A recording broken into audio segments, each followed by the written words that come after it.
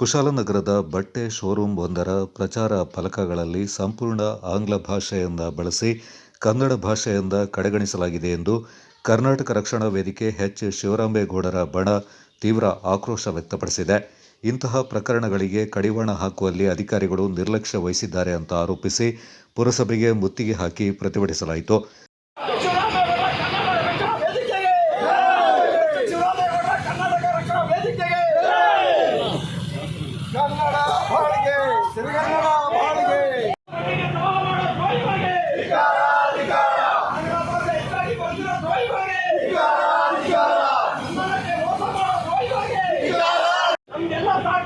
Police ಅಧಿಕಾರಿಗಳಿಗೆ ಶಿವರಾಮೇಗೌಡ ಕರ್ನಾಟಕ ರಕ್ಷಣಾ ವೇದಿಕೆಗೆ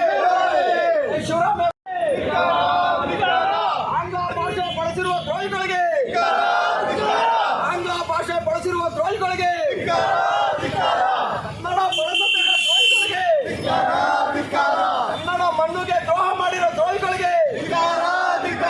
ಕರವೇ ಜಿಲ್ಲಾಧ್ಯಕ್ಷ ಡಾಕ್ಟರ್ ಬಿ.ಎ. ದಿನೇಶ್ ಶೆಟ್ಟಿ ನೇತೃತ್ವದಲ್ಲಿ ನಡೆದ ಪ್ರತಿಭಟನೆಯಲ್ಲಿ ಪದಾಧಿಕಾರಿಗಳು, ಕಾರ್ಯಕರ್ತರು ಪುರಸಭೆ ಆವರಣದಲ್ಲಿ ಜಮಾಯಿಸಿ ಅಧಿಕಾರಿಗಳ ಧೋರಣೆ ವಿರುದ್ಧ ಧಿಕ್ಕಾರಗಳನ್ನು ಕೂಗಿದ್ರು.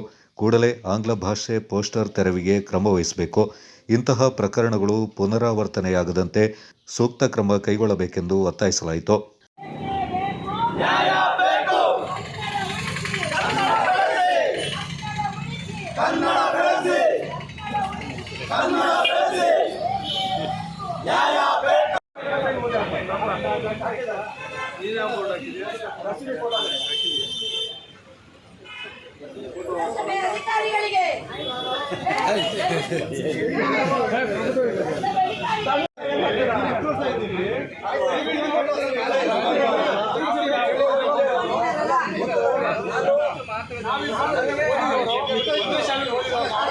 ಎಸ್. ಶಿವರಾಮೇಗೌಡರ ಕರ್ನಾಟಕ ರಕ್ಷಣಾ ವೇದಿಕೆ ಕೊಡಗು ಜಿಲ್ಲೆ. ಇವತ್ತು ನೋಡಿ, ನಾವು ಬಹಳ ದಿನದಿಂದ ಕನ್ನಡಕ್ಕೋಸ್ಕರ ಹೋರಾಟ ಮಾಡ್ತಾ ಇದ್ದೀವಿ. ಹಂಗೆ ನಮ್ಮ ಪುರಸಭೆ ಅಧಿಕಾರಿಗಳಿಗೆ ಬೇಕಾದಷ್ಟು ಮನವಿ ಕೊಟ್ಟಿದ್ದೀವಿ. ಅದೇ ರೀತಿ ಬೇಕಾದಷ್ಟು ನಾಮಫಲಕಗಳು ಆಂಗ್ಲ ಭಾಷೆಯಲ್ಲಿ ಇದ್ದಿದ್ದನ್ನು ಕಿತ್ತು ಬಿಸಾಕ್ಸಿದ್ದೀವಿ. ಅದು ಅಲ್ಲದೆ ಇದ್ರ ಬಗ್ಗೆ ಹೋರಾಟ ಮಾಡಿದ್ದಕ್ಕೆ ಕೇಸು ಹಾಕ್ಸ್ಕೊಂಡಿದ್ದೀವಿ. ಎಷ್ಟೇ ಕೇಸು ಕನ್ನಡಿಗರ ಮೇಲೆ ಬಿದ್ದರೆ ಕನ್ನಡಿಗರು ಜಗ್ಗಲ್ಲ, ಬಗ್ಗಲ್ಲ. ಯಾಕೆ ಅಂದರೆ ಇವತ್ತು ಕನ್ನಡದ ನೆಲ, ಜಲ, ಮಣ್ಣು ಕನ್ನಡಿಗರು ಕನ್ನಡಿಗರ ಸೊತ್ತು. ಇವತ್ತು ನೋಡಿ, ಆ ಸರ್ಕಾರ 60% ಕನ್ನಡ ಬಳಸಬೇಕು ಅಂತ ಆದೇಶ ಇದ್ದರೂ ಕೂಡ ಇವತ್ತು ಯಾರೂ ಲೆಕ್ಕಕ್ಕೆ ತಗೋತಾ ಇಲ್ಲ ಅಂದರೆ ಕಾರಣ ಏನು ಗೊತ್ತಾ? ನಮ್ಮ ಕನ್ನಡಿಗರ ಸ್ಥಿತಿ ಈ ರೀತಿ ಆಗೋಗಿದೆ. ಏನು ಅಂದರೆ ಸೋಂಬೇರಿತನ. ಅಂದರೆ ನಮಗೆ ಕನ್ನಡ ಬೇಡ ಅನ್ನೋ ಲೆಕ್ಕಾಚಾರದಲ್ಲಿ ಭಾವನೆ.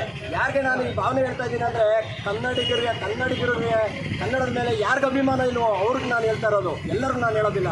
ಎಲ್ಲರಿಗೂ ಕನ್ನಡ ಬೆಳೆಸಬೇಕು, ಕನ್ನಡ ಉಳಿಸ್ಬೇಕು ಅಂತ ಅಭಿಮಾನ ಬರಲಿ.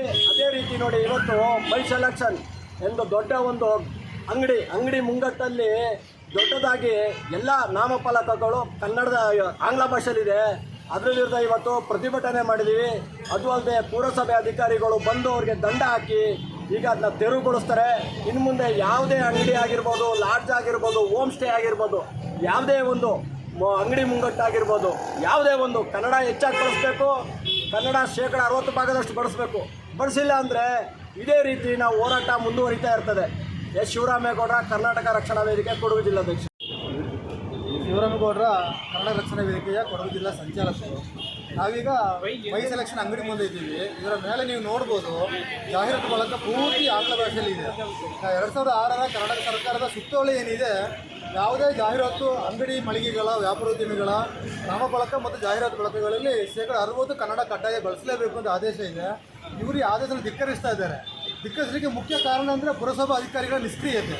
ಅವರು ಸರ್ಕಾರಿ ಸಂಬಳ ತಗೊಂಡು ಕೆಲಸ ಮಾಡ್ತಾರೆ, ಅವರಿಗೆ ಅವರ ಕರ್ತವ್ಯ ಅನ್ನೋದು ಅವ್ರಿಗೆ ಗೊತ್ತಿಲ್ಲ.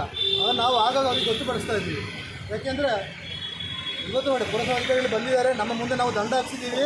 5,000 ರೂಪಾಯಿ ದಂಡ ಹಾಕಿದ್ದಾರೆ ಪುರಸಭೆಯಿಂದ. ಇವರಿಗೆ ಆದಾಯ ಯಾರಿಗೆ ಬಂತು? ಪುರಸಭೆಗೆ ಆದಾಯ ಬಂತು. ಅವರು ಮಾಡೋ ಕೆಲಸ ನಾವು ಮಾಡಬೇಕಾಗಿದೆ.